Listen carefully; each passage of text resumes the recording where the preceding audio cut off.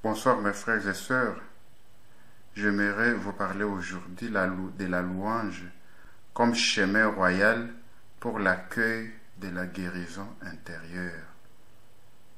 La louange est une prière dans laquelle on s'émerveille des qualités de Dieu et on le chante. Elle est une des plus belles expressions de l'amour de la créature envers son Créateur. Jésus lui-même sans cesse loue le Père. C'est pourquoi il n'a pas porté des blessures intérieures. Je te loue, Seigneur. Je te loue, Père, Seigneur du ciel et de la terre. Matthieu 11, 25. Père, je te rends grâce de m'avoir exaucé. Jean 11, 41, 42. Et puis il y a aussi notre Père qui est aux cieux. Matthieu 6, 9, 10. Le Père Emiliano Tardif nous fait découvrir combien la louange peut nous aider à nous ouvrir à la présence de Dieu. Lorsque nous sommes blessés, nous sommes aveuglés et nous ne voyons plus les merveilles de Dieu. La puissance de l'amour est de venir ouvrir nos yeux à la présence de Dieu qui guérit et qui libère. 1 Thessaloniciens 5,16 En 1 Thessaloniciens 5,16 nous lisons ceci. Soyez toujours joyeux et priez sans cesse. En toutes choses, rendez grâce à Dieu. C'est sa volonté sur vous dans le Christ.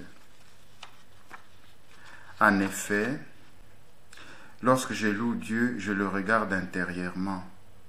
Avec une ouverture, alors une ouverture peut se faire même dans les cœurs les plus blessés. Car qui regarde vers lui resplendira sans ombre et trouble.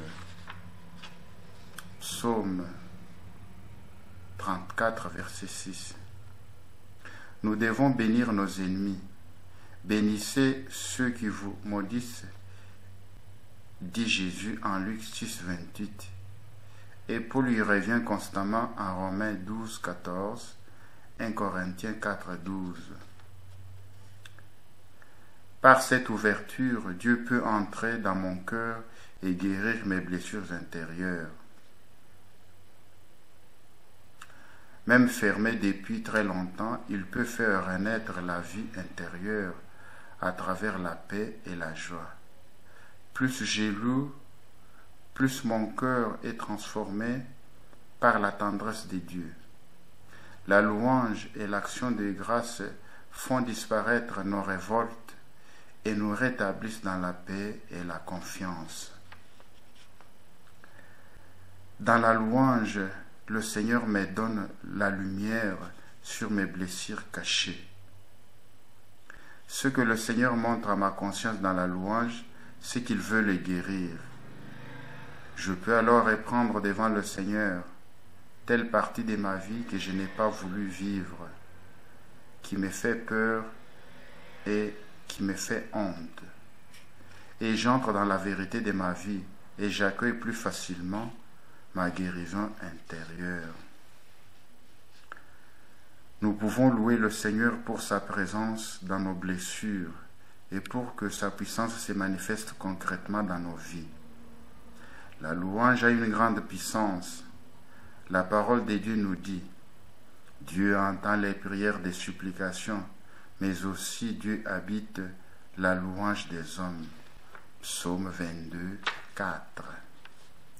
Dans la louange, Dieu nous protège, nous visite, nous guérit, nous console, nous exauce.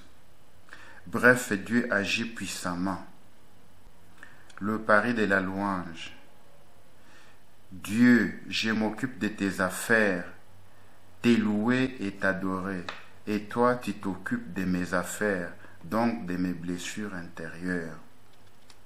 Voilà la voie de la guérison et de l'union. Louer et rendre grâce. La louange fait descendre Dieu dans notre vie, dans notre corps et dans notre psychisme. La louange nous libère et ouvre les portes de notre cœur, qui jadis étaient fermées. Il faut louer Dieu pour le louer, pour son amour, sa gloire, sa beauté, sa victoire. En Actes chapitre 16, verset 26, nous lisons: Vers minuit, Paul et Silas en prière chantaient les louanges des dieux. Les prisonniers les écoutaient. Tout à coup, il se produisit un si violent tremblement de terre que les fondements de la prison en furent ébranlés. À l'instant, toutes les portes s'ouvrirent et les liens de tous les prisonniers se détachèrent. Alors, la louange appelle à la présence du Seigneur et la présence du Seigneur libère les captifs. Il n'y a rien de trop grand pour Dieu. Tout lien qui rend un individu prisonnier, Dieu a le pouvoir de le briser. Un précepte important dans la prière: je ne peux pas changer l'autre, je ne peux rien exiger de l'autre, donc mon enfant, mon mari, mon ami. Dieu m'appelle à aimer mon prochain inconditionnellement, sans rien exiger en retour. Alors, comment faire? Je vais laisser Dieu visiter et changer mon propre cœur. Je vais laisser Dieu me convertir et me transformer afin de n'être plus qu'un instrument de louange, de paix et de réconciliation. Dieu va changer mon regard, mes pensées, mes paroles, mes gestes. Et là, le miracle se produit. Ce n'est plus moi qui vis, mais c'est le Christ qui vit en moi. Lorsque je change le monde, le monde change autour de moi. Alors, la situation difficile disparaît sans avoir mis le doigt dessus.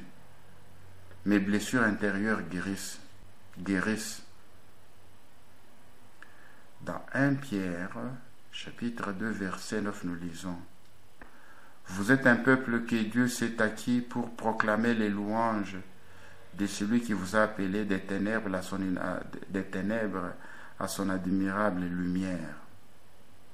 Aussi, dans le psaume 33, nous lisons: Nous sommes créés pour louer le Seigneur. Je bénirai le Seigneur en tout temps.